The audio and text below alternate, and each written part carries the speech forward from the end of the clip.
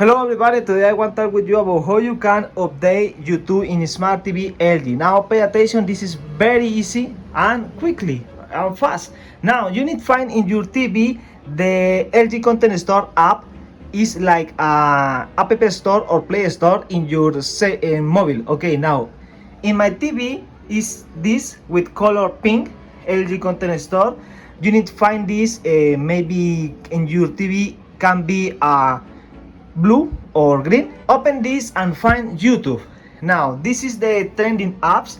Can you see here? If you don't see here YouTube, can you open your search bar and write YouTube?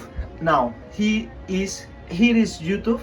Open this, okay, and can you see in this button? If you can see in your button update, make your update. Download the last version. In my TV I have the last version YouTube. Now can you see my button say open already?